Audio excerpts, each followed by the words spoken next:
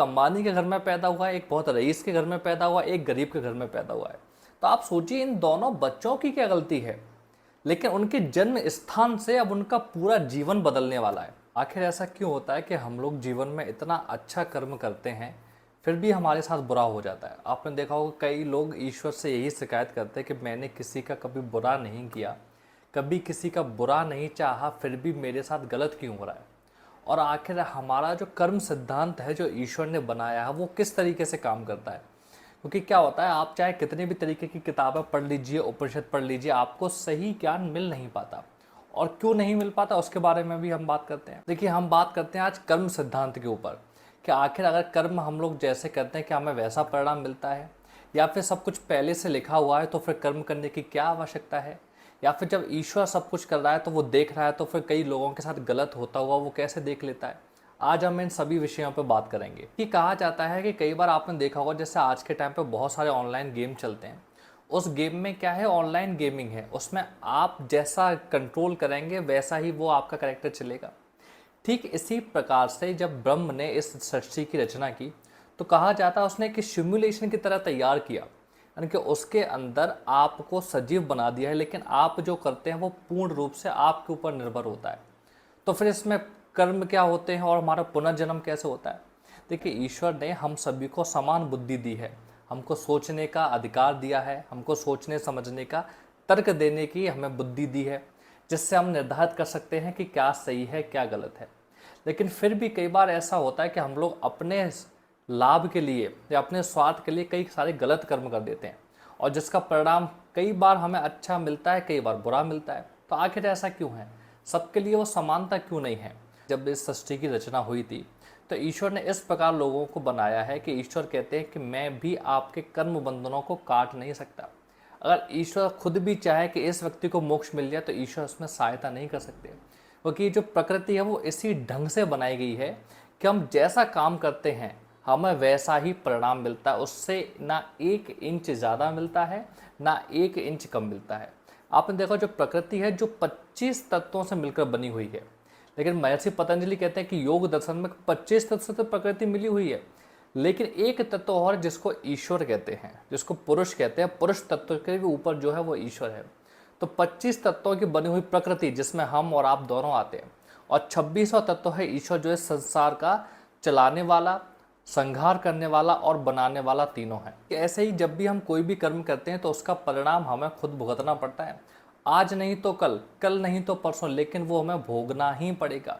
और कई बार ऐसा होता है कि जब तक आपके कर्म की भोगने की बारी आती है तो हमारी मृत्यु हो जाती है।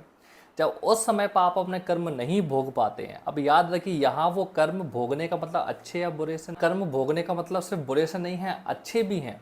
आप मान के चलिए आपने बहुत ज़्यादा पूजा पाठ किया, बहुत दान दक्षिणा की, लोगों की बहुत सहायता की, लेकिन जैसे ही आपका उसको भोगने का नंबर आया, आपकी बारी आई, वैसे ही आपका शरीर देह त्याग हो गया, तो उसका परिणाम आपके अगले जन्म में आपको निश्चित रूप से मिलेगा। सोचिए, एक ही समय पे 2 बच्चे पैदा होते हैं।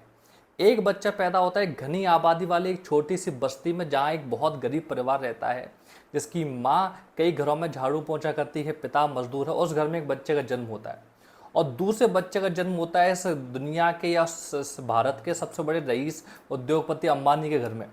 लेकिन ये दोनों बच्चे हैं, दोनों अभी अभी पैदा हुए, एक अंबानी के घर में पैदा हुआ है, एक बहुत रईस के घर में पैदा हुआ, एक गरीब के घर में पैदा हुआ है। तो आप सोचिए इन दोनों बच्चों की क्या गलती है, लेकिन उनके जन्म स्थान से अब उनका पूरा जीवन बदलने वाला है।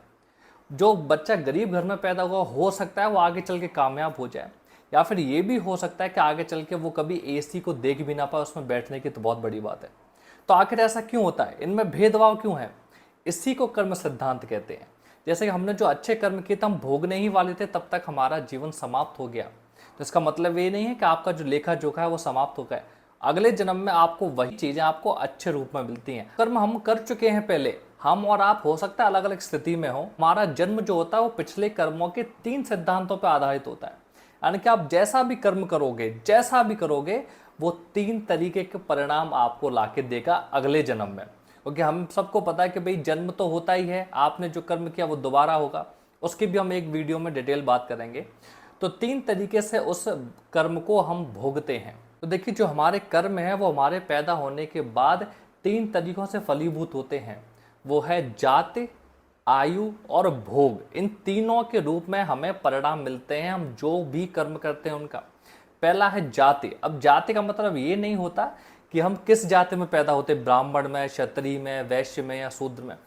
जाति का मतलब होता है आप कहाँ पैदा होते हैं। आप जानवर के घर में पैदा होते हैं, आप पक्षी के घर में पैदा होते हैं, आप मनुष्य के रूप में पैदा होते हैं, वो जाति कहलाते हैं, आप किस जाति में पैदा हुए। दूसरा है आयु, कि आपकी आयु कितनी होगी। देखिए कई बार क्या होता है, माँ के गर्भ में ही बच्चा मर जाता है, कई बार 2 साल का होकर मरता है, कई बार 3 साल का होकर मरता है, कई बार 100 साल तक जीवित रह जाता है। तो वो आयु भी आपके कर्मों पर निर्धारित होती है। कोई 20 साल पर मर गया इसका मतलब ही नहीं उसके कर्म, उसके जो पुराने प्रारब्ध थे, कर्म थे, उसकी वजह से उसकी आयु कम उम्र में समाप्त हो गई। और तीसरा है भोग। अब भोग सबसे ज़्यादा ज़रूरी है कि आप अंबानी के घर में पैदा हो गए, इलॉन मस्क के घर में पैदा हो गए, या किसी मजदूर के घर में पैदा हो गए, यह आपके कर्म निर्धारित करते हैं। लेकिन देखिए हम लोग पैदा हो गए, लेकिन हमने पहले क्या किया उससे हमें क्या पता। लेकिन अब तो हम पैदा हो चुके, अब हम क्या कर रहे हैं। तो देखिए महर्षि पतंजलि इस बारे में बड़ी अच्छी बात कहते हैं। वो कहते हैं जो हो गया सो हो गया, लेकिन आने वाला जो कल है वो अभी भी बदला जा सकता है, वो भी कर्म सिद्धांत द्वारा। ऐसे कई मौके आएंगे आपके पास कि आप चोरी करने वाले हो, किसी का मर्डर करने वाले हो, डकैती करने वाले हो, लूटने वाले हो, लेकिन वहाँ आपको निर्णय लेना है कि आप वापस उसी जंगल में जाना चाहते हो या अपने जीवन को सुधारना चाहते हो। इसको कर्म सिद्धांत कहते हैं। ईश्वर कहते हैं कर्म सिद्धांत में ईश्वर आपकी कोई मदद नहीं कर सकता।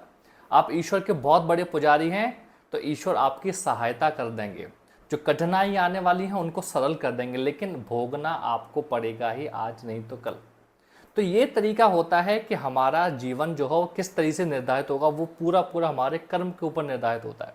और कर्म हमारे 3 तरीके के होते हैं जो भी हम करते हैं, और वो 3 तरीके के कर्म कौन कौन से होते हैं, वो है कृत, दूसरा होता है कारित, और तीसरा होता है अनुमोदित। यानी कि इन 3 प्रकार के कर्म करने से ही हमारा जीवन आगे निश्चित होता है कि हम कैसे होंगे, हमारा विवाह कहाँ होगा, हमारे बच्चे कैसे होंगे, और हमारा आने वाला भविष्य कैसा होगा। इसकी चर्चा हम लोग अगले वीडियो में करेंगे। तब तक आप लोग ध्यान रखिए। बहुत बहुत धन्यवाद। जय श्री राम।